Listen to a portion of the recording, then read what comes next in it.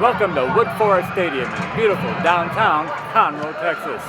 Tonight we're here for the War in the Woods, a rivalry battle between the Woodlands Highlanders and the College Park Cavaliers. The Highlanders are playing tonight with hopes of becoming the district champions, while the Cavaliers are playing for pride and they have an outside chance of making the playoffs, but they'll need a lot of help and they have to win their next two games. Quarterback Chris Anditros triggers a run-oriented offense led by Patrick Carr, the district's leading rusher.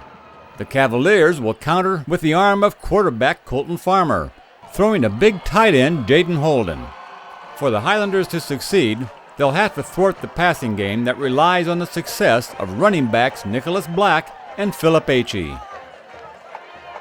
The teams opened slowly, exchanging first quarter punts until the Cavs got good field position on the Highlander 47.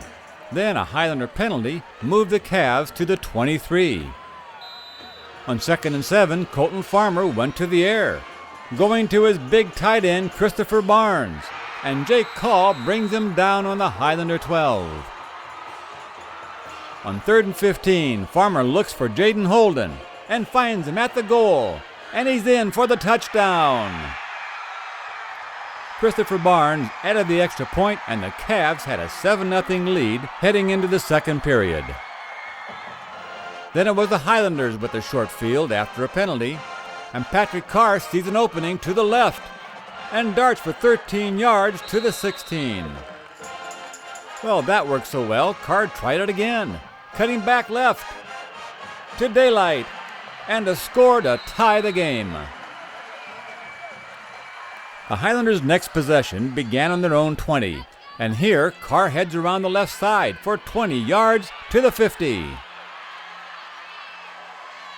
Then Chris Anditros looks for his favorite receiver, Tyler Patrick, on a post pattern, and hits him in stride at the 15, and he goes untouched for the score. And just his third receiving touchdown of the year. The Kansas commit would finish with 74 yards on the night. Rhett Pruitt split the uprights for the extra point, and the Highlanders took a 14-7 lead into the locker room.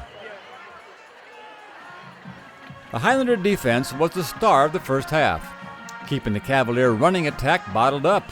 Although the Cavs held a big time of possession advantage, they could not sustain a drive, and that made it tough on their passing game. Meanwhile, the Highlanders got their running game going, courtesy of Patrick Carr, the district's leading rusher. Andritsis was ineffective throwing until connecting with Tyler Patrick on the 50-yard bomb. A surprising rainstorm hit just as the second half was about to begin, and the Highlanders' Jeremy Davis Harper returned a kickoff as the skies opened up and raced 91 yards for the score. Well, trust me on that one. The Cavs started their second possession on their 14. And here Philip Achey turns a corner in the rain for a first down, just before lightning halted play. When play resumed, the Cavs' next scoring drive began on their 36, and right away Achey burst up the middle for 20 yards across midfield. On 4th and 5, the Cavs go for it, and Farmer hits Nicholas Black, and he turns the corner, making it to the 28 and a first down. But the drive would stall, and Barnes would nail a 40-yard field goal to close within 10. The Highlanders would then strike back as Carr took off up the middle, following blockers, all the way to the Cavalier 22.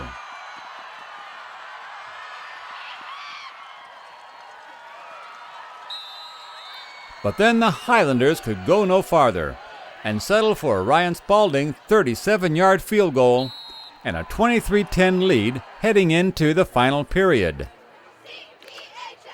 After a Cavalier 3-and-out, the Highlanders took over on their own 37, and Patrick Carr explodes up the middle, slipped the tackler, and outruns the secondary for his second touchdown of the night. Then Andritsis scores on the 2-point conversion, and the Highlanders finish scoring to take a 31-10 victory. For the Highlanders, it was a night of a few big plays, as they captured a share of District 14 5A championship.